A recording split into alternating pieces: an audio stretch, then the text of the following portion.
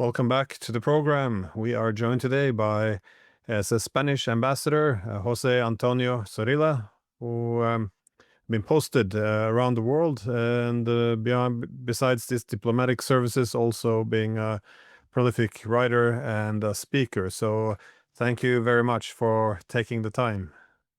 Thanks to you, Glenn. It's a great honor to be with you and to share this space. I keep looking at the fast changes within European politics, how we went from the grand optimism of the 90s to where we are now. And as you know, one who's been involved now in the European politics for a while, for a long time, how do you assess the development of European politics after the Cold War? If we would, I guess, look at the ambitions or the goals versus where we've actually been going. Well, let's go. Let's begin at the beginning. It's even personal, Glenn. Personal. My first assignment as a junior diplomat was the Conference of Security and Cooperation in Helsinki. You know, I was there as a junior. It was a kind of, the Cold War was already on the wane. You know, the sunset of the Cold War, and the Soviet diplomacy concocted a new idea, which was pan-European security. Yeah, that was the idea. That was a kind of astral conjunction with Germany, because Germany started Ostpolitik in 1970. The famous Willy Brandt kneeling down at the Warsaw ghetto. You remember the famous photography. Now, they both, big powers, Germany and Russia, agreed that all this had to come to an end, and they created a kind of pan-European security. The idea was, for the first time, we heard not the Cold War, but, an idea of pan-European security.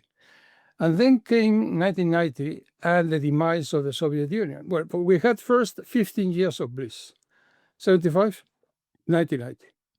And then after that, the Soviet Union collapsed or imploded, say what you want.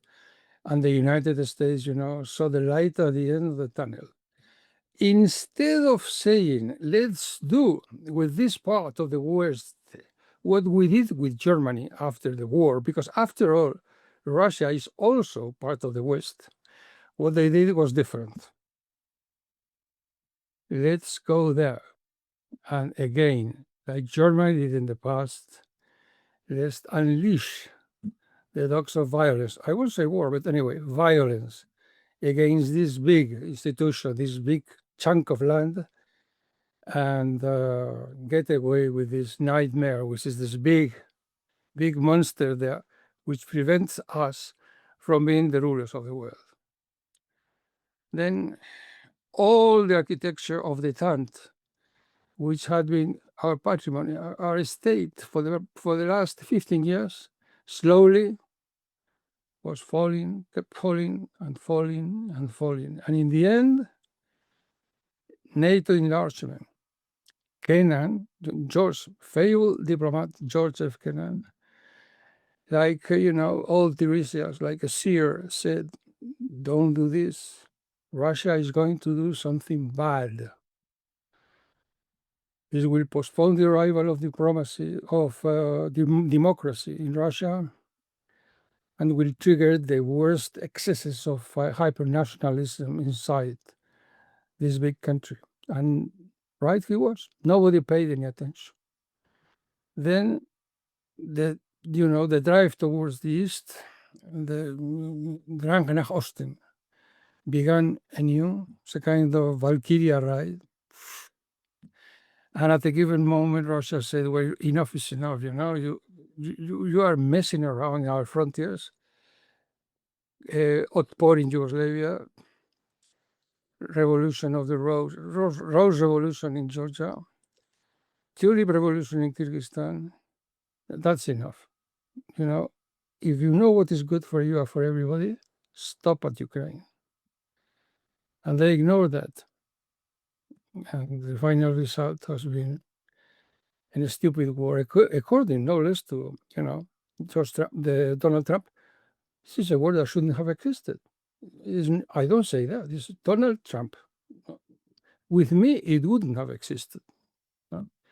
It's an admission of guilt. And we are that. The reason of all this, Glenn, is very simple.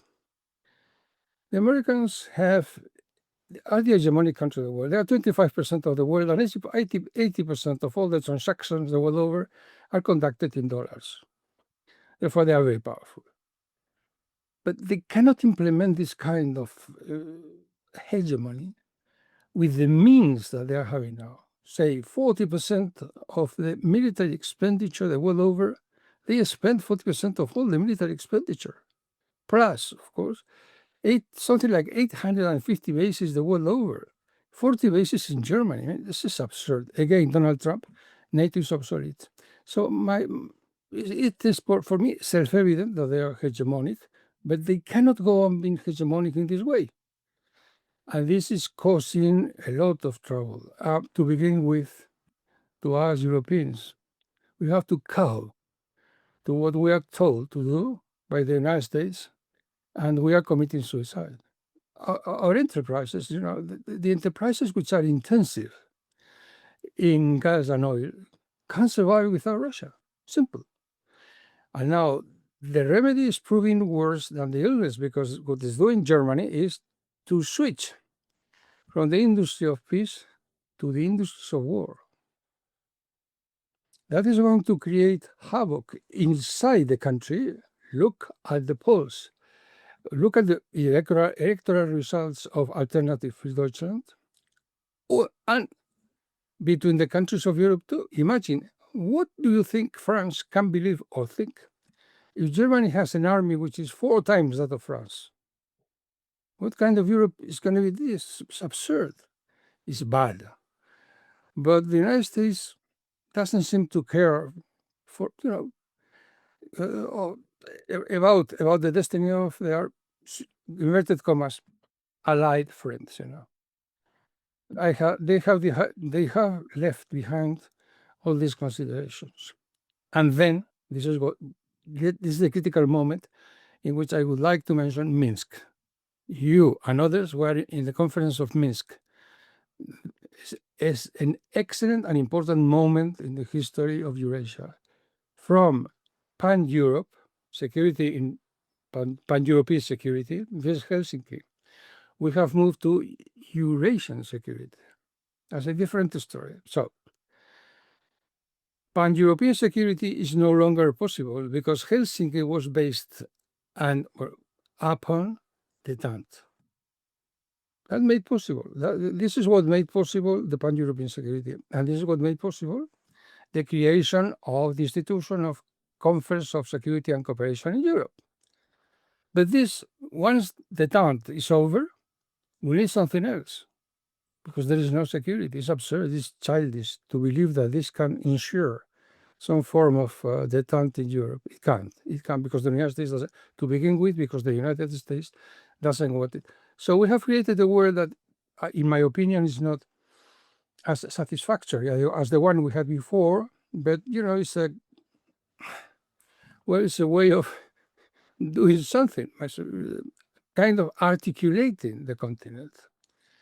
The western part is under the sway of the United States and in blatant civil war with Russia, because to believe that Russia is a kind of a strange monster, living there in the steppes, is absurd. They are as Europe, as Norway, or as France or Spain. There is no question. They have decided to go to a civil war. We are having a civil war. And then Russia stops looking at the West and looks towards China.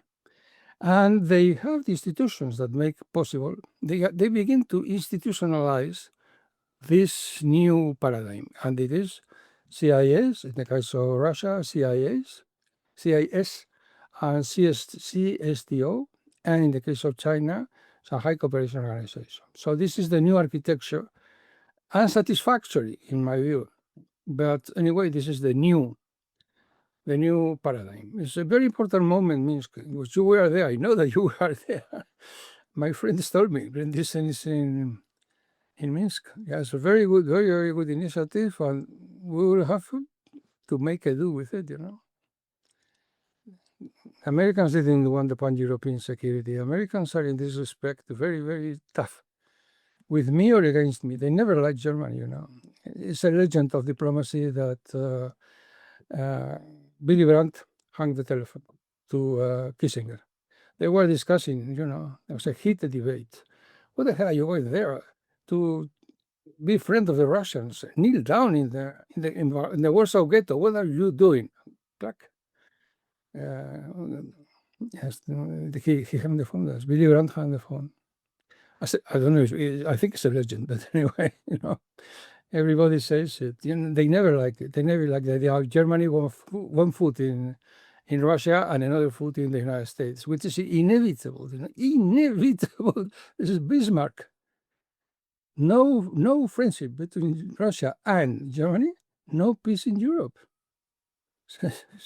This ABC of politics 101, as they say.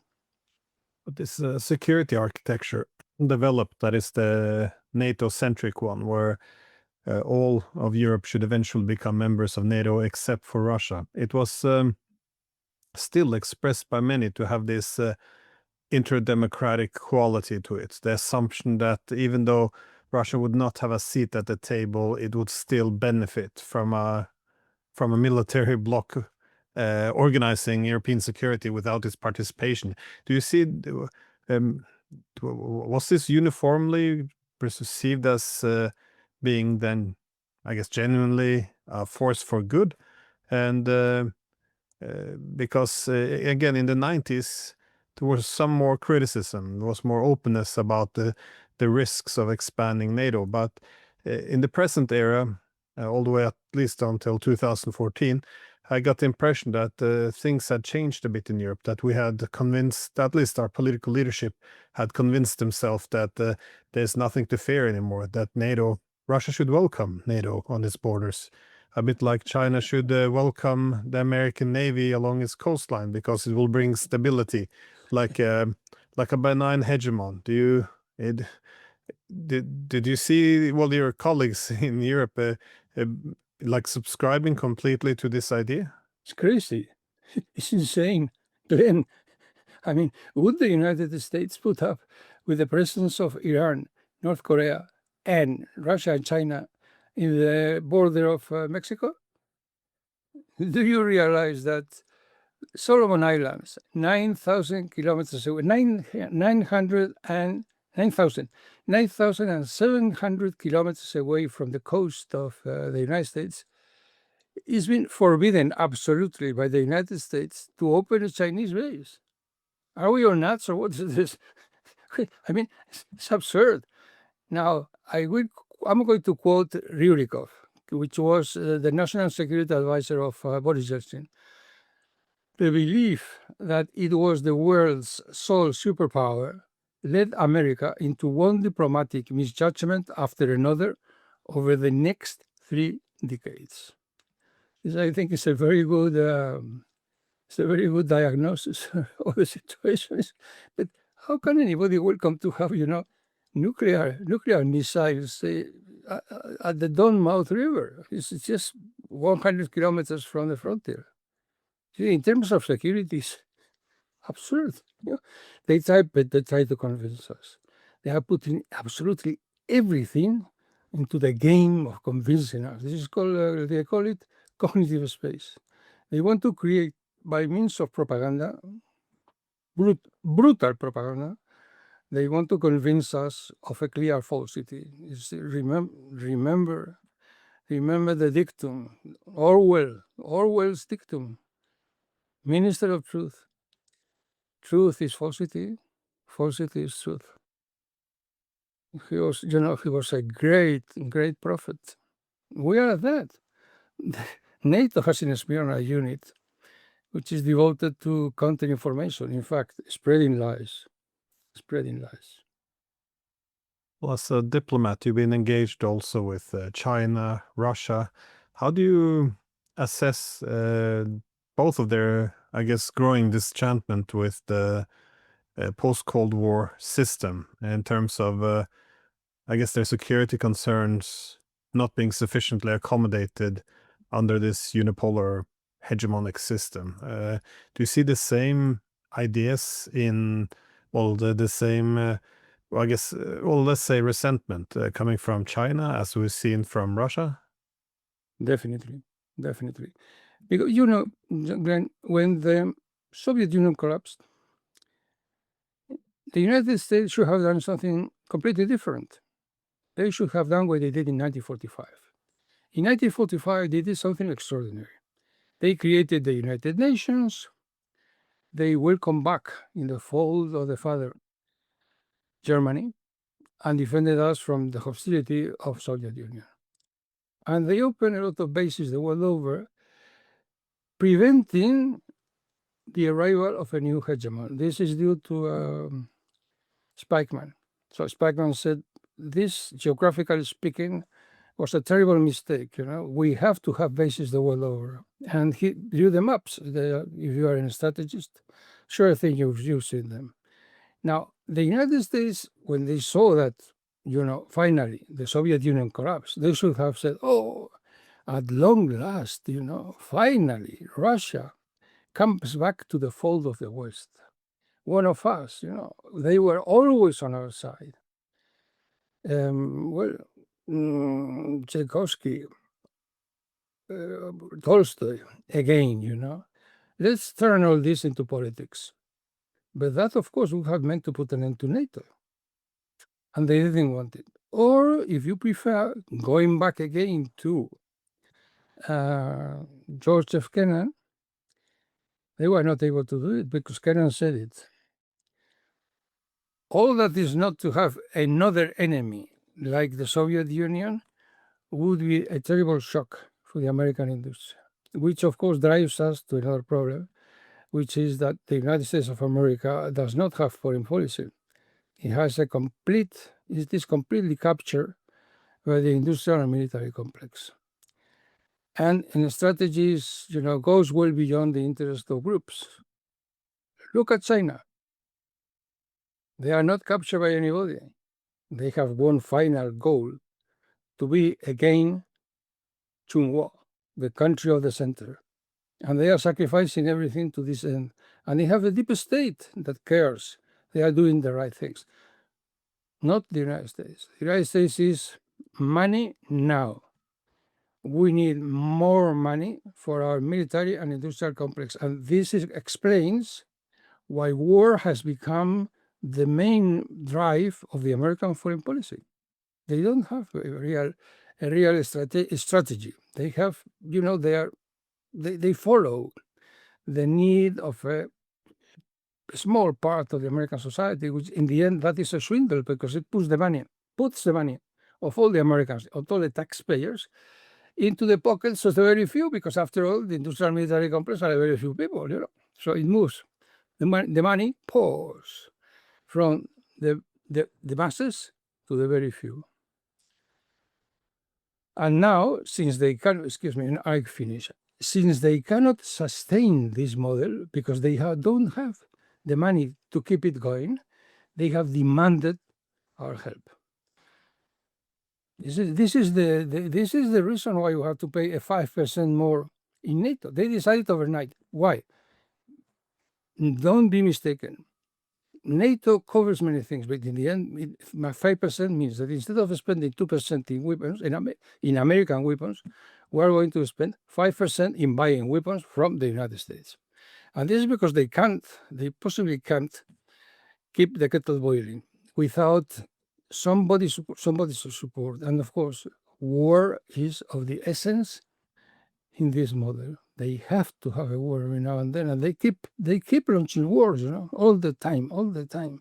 War. You know, it's horrible. It's the higher assassins trade, as Byron Shelley called it. You know, it's true. It's disgusting, revolting. But what do you see as having been the mission of NATO then after the Cold War? Because there was immediately after some a lot of concerns about what is the role of NATO now, because we knew that we wanted and needed NATO, but there wasn't a proper objective for it. And well, you referred to Kennan. He actually wrote, I think it was in 1987, that yes, if the Soviet Union would, sink into the sea tomorrow, then we would have to invent another enemy, because so much of the industry, the political system, all of it was geared around fighting monsters abroad. So this would be too big of a shock to the American system if there wouldn't be an enemy. But what do you see then being the NATO mission after the Cold War? None whatsoever. The United States of America should have redone absolutely everything. There is an example in history, very few examples in history, because once your paradigm of power is beginning to falter, it is impossible to stop it, But anyway, one empire, at least in my modest knowledge, one empire did it, the Roman Empire. The 3rd century, they decided to absolutely redo the system, and they did it. They created the Roman Renaissance. But to see the United States doing this now is impossible. So they desperately, tried cling to the old system. They can't change it. At the same time, they are, seeing that it's unsustainable. This is why they have requested our help, but demanded our help, which of course we are only too glad to comply. We are delighted to commit suicide. So this is like lending a hand to the Titanic, which is sinking. Then the Titanic sinks. You cannot help it, but you go with it to the bottom of the sea. This is what is happening right now. A great intellectual like Arnold Toynbee said, once a hegemon is feeling that the system is faltering, what it does is to try and fill the gaps with an overextension of military means. And that accelerates the demise of the system, because spending the money in military affairs is not the answer to the demise. Yeah, this is many look towards the decline of empire and this micro-militarism. A lot of this is repeating traits. But how do you make sense of Europe's very new obvious subordination to the US? Because people like Macron, he would be warning for years that we should not allow ourselves to become vassals of America. And the solution to this, he said, we need more strategic autonomy. We need to have other partnerships around the world. Well, it's very different from what we see today. It appears that all these ambitions to have some more independence from the US has been thrown out the window in the hope that we can keep American presence in Europe. Did you see any among the European politicians this becoming a divisive issue, at least, that are anyone pushing back, or do we now have a sudden consensus for subordination? There is a structural desire to be submitted and to cow to the demands of the United States of America, which is, of course, right now a country in decline. I don't like the words of decline. All this is rise and decline. This is just something definitely from the methodological point of view. I think it's not a good idea. I prefer the use of word paradigm.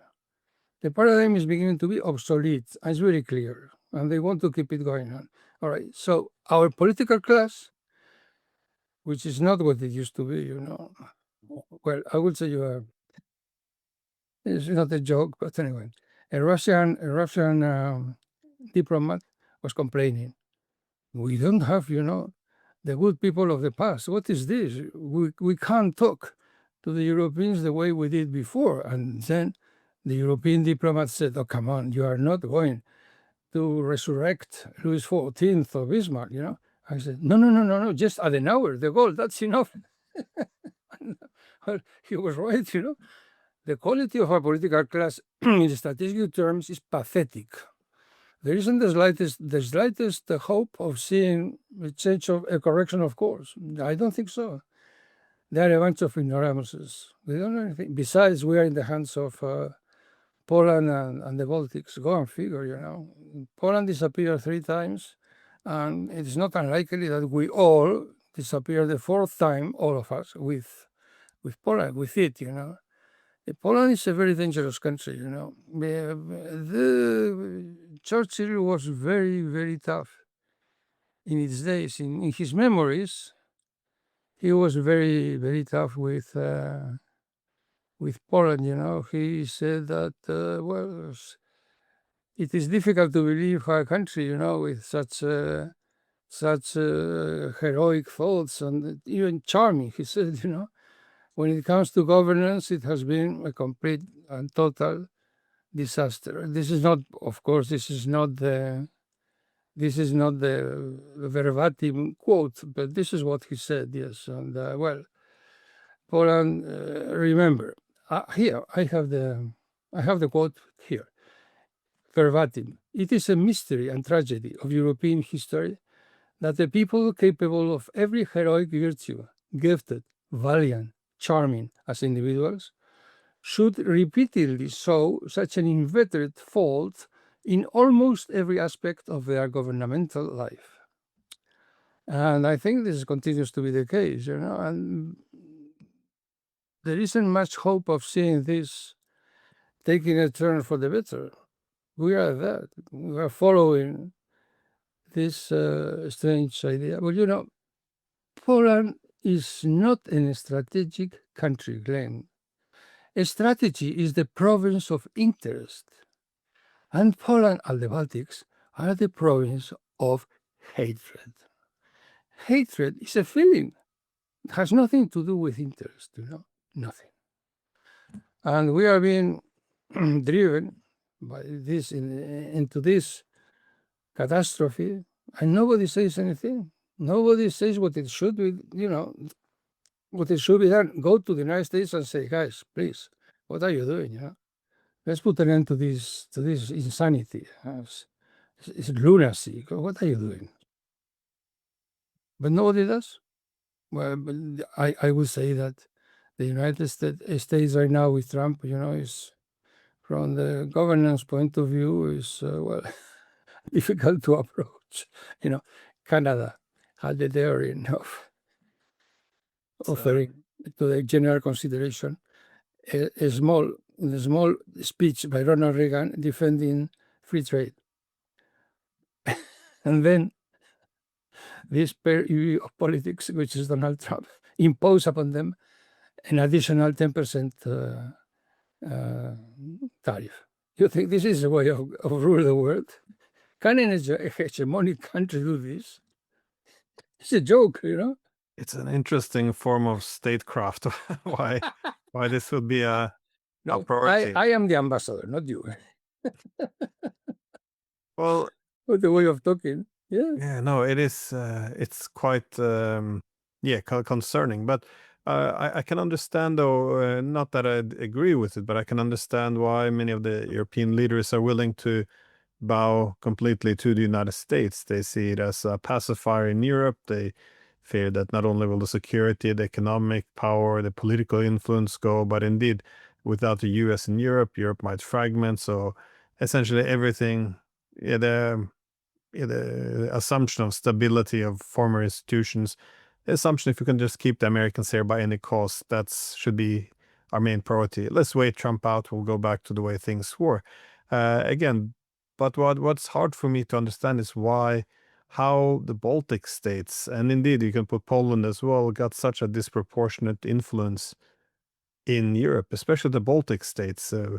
Why do we have Kaja Kallas representing EU foreign policy? I mean, the only things she does is only focus is Russia, and every time she mentioned Russia, it's just the most insane rhetoric. Even comments that we have to break up Russia into smaller states. That would be a good thing. I mean, how is this? How did we end up handing the car keys over to Estonia? It's quite perplexing. Indeed it is. Indeed it is. Indeed. Now, it's crazy. We have Madame Callas.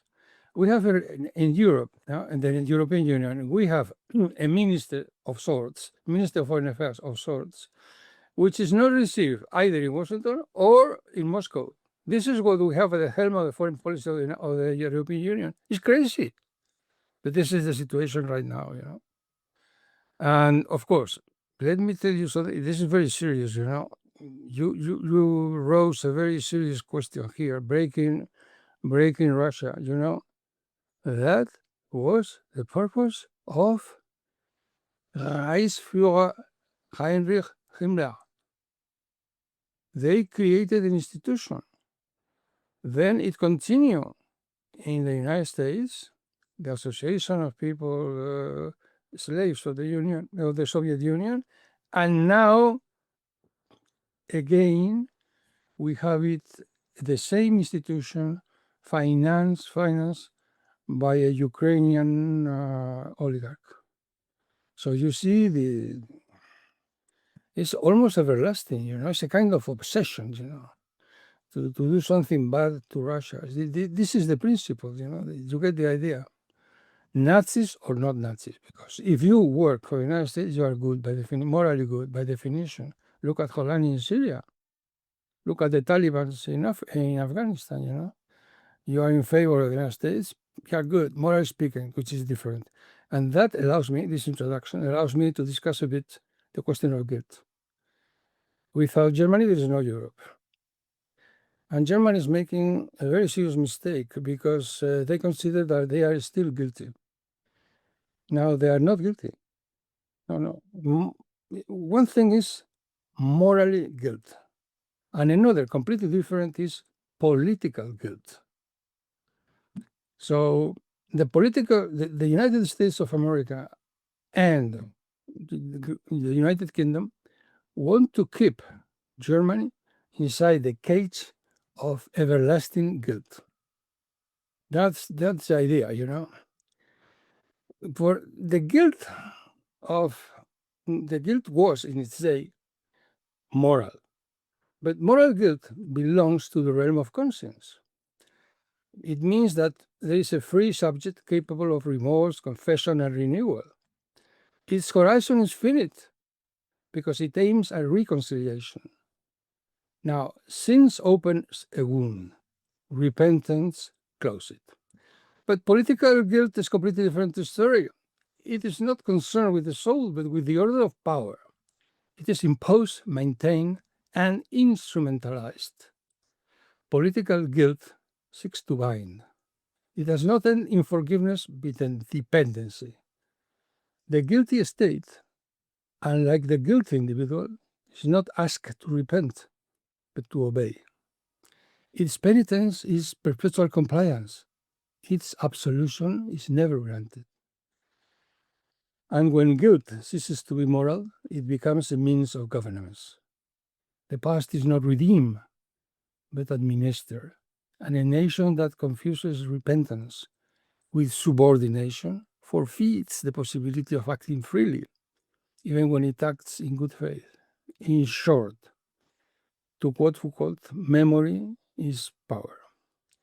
In short, the result is that Germany wanted to be fair and just, becomes complicit with the crimes of the West, be it Ukraine, Syria, or even worse, the state of Israel. And then all Europe shares this shipwreck of principles. For a mighty European fortress is our Germany, and without Germany, there is no Europe. My last question, though, is just this, the seeming strategic vacuum we now have in Europe. Again, there might be some strategies and plans, but they're not really communicated anymore with the public. Again, if you will go back to the 90s, you could have some vision, at least outline the idea the EU would have this collective negotiation, bargaining power, which would give it a better, more equality with large powers, primarily the United States, which there was to some extent 20 years ago. And of course, with all this economic power, the periphery around Europe would gravitate towards the EU, even though it wouldn't they wouldn't necessarily be members. They would still have to adjust the legislation and look towards Brussels for leadership. All of this was in place. With Russia, they went for a balance between deterrence and reassurance that, yes, if you try anything, we will come for you, but we're not here to come for you. It's a bit conflicting messages, but nonetheless, there was some strategy thinking where we want to go, how we're going to get there. It seems now, though, that this is completely gone. You never hear them say that we can't let Putin win. We have to build our economies to be stronger. We have to get more members in, so we're a power to be reckoned with. But all of these it's just it almost belongs on a napkin, just little slogans you can say out loud, but at no point is it clear how any of these things can be achieved and also what they actually entails. For example, the goal of defeating Russia, I would like to see what exactly that means, because and how that can be achieved. But what do you make of this strategic vacuum? Is this just strategic ambiguity because there's nothing more and more to agree upon, or how do you see this? A very wise question, really. But I would have to be inside the brain of Donald Trump, because inside the United States, now that goes to another province, the United States of America. How do they decide to do things in the United States of America? And quite frankly, nobody knows. I mean, I wish I knew, but I don't know. Very recently, Donald Trump wanted to mess with the Fed, with the central bank, and he wanted the rate of interest to go down. Somebody close to him said, "Mr. President, please let the expert do the thing, And then Vance stepped in and said, "Donald Trump, the president, doesn't need the advice of anybody. He has the mandate of the people, and therefore all he says is right." Now, this is right now the statecraft, as you said, of the United States in this very moment. I have no idea, because it's clear that they are going to lose Ukraine. This is self-evident. Now, what is going to happen afterwards? Nobody knows. I mean, it's up to anybody to decide or think. We don't know. It was a terrible mistake. We're going to know more than that. You have written an outstanding book on Ukraine, for which we many people like me are very grateful to you. But the strategy behind this was to take a chunk of Ukraine, the part of Ukraine that considered itself heir to the Nazis of the Second World War, the Banderites, and upon this create a new Ukraine, ignoring completely the fact that the east of the country was pro-Russian or Russia. And that failed. That's it. That was a terrible mistake. And a venerable figure, Kissinger, said, if Washington Post, March the 5th, if one Ukraine fights the other Ukraine, as it always the case, as it has always been the case, there will be civil war and territorial split. Here we are. So what's going to happen now? After that, what do we do? What do we want to do with Russia? Well, not me, but the United States. What do they want to do with Russia? It's a kind of mystery, it's foggy. I don't know. It's absurd. Someone will have to mend fences, we can't go like this. With our Russia, to begin with, the West is broken. Do you have a little daughter? You don't have a little daughter.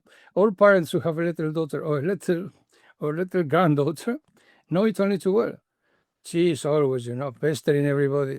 Mom, buy me a tutu. I want to dance ballet. It's, in every family.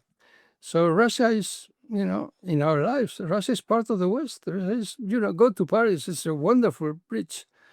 that commemorates the alliance between Russia and France. One of the causes of the First World War, the alliance between France and Russia. How can anybody in his right mind to think of canceling Russia or breaking it in small pieces? Well, Himmler wanted it. Himmler and Stietsko, Jaroslav Stietsko. Oh. Another, well, but Stietsko was a very close friend of the Americans.